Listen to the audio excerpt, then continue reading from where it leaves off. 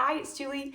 This is my guide for side lying legs, front and back, which is a great one for mobilizing the hips and challenging your stability as well through the pelvis. So we're going to start in side lying.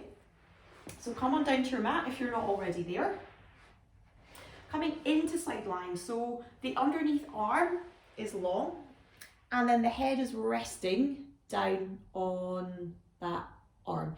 If you have a pillow or a cushion, feel free to kind of place that there. Just make sure that the head is in line with the spine, so we're not kind of hanging off down here. So we're always giving that nice alignment in the spine. So a cushion can sometimes help bring the neck into that nice alignment. Position of the legs, a couple of options. If you're new to Pilates, you can have your top leg up in a chair position, which just gives you a little bit more of a stable base of support to move from.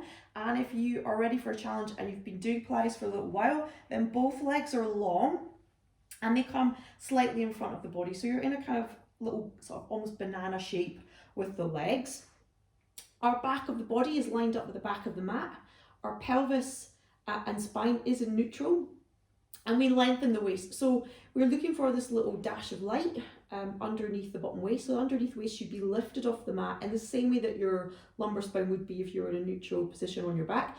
The way you can achieve that is just to kind of lengthen the top waist away. So think about moving that hip away from the last rib, and that should give you that nice lift in the underneath waist. Then from there, all you're going to do is breathe in. Draw the abdominals down on your exhale, always creating that nice base of support to move from. So abdominals are wrapping around. Top arm can just be lightly pressed on the floor in front of you, and you're going to lift and lengthen your top leg to hip height. So it's straight out from the hip is at hip height, and this is the level that the leg stays at throughout the whole exercise. So we don't drop ever below hip height, and we don't look to raise the leg up above hip height in this.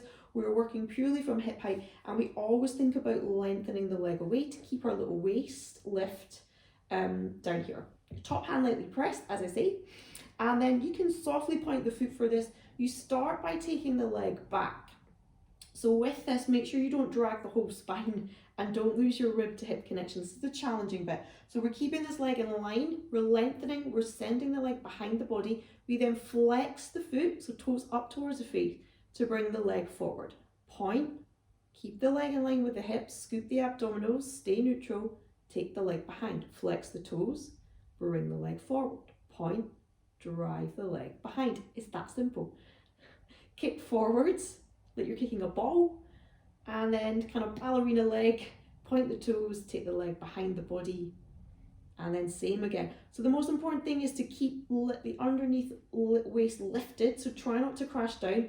The way to do that, as I say, is to keep thinking about that leg going long as you move it. Scoop the abdominals to keep the nice strength base of support. So you're working the abdominals to stabilize you, stabilize the pelvis, spine, so you can just move this leg. And stay neutral. Good. And that's it. So breathing, if you're ready to tackle the breathing, inhale as the leg goes back, exhale as it comes forward, inhale, exhale, inhale, exhale, inhale, exhale, inhale, last one, and then exhale. Good. And then to finish, bring the leg back over its little body, and then you just lengthen the leg back down onto the start position. Keep the shoulders nice and relaxed, keep the jaw nice and relaxed, and that is side lying legs. I hope you found that helpful. Give it a try and let me know how you get on.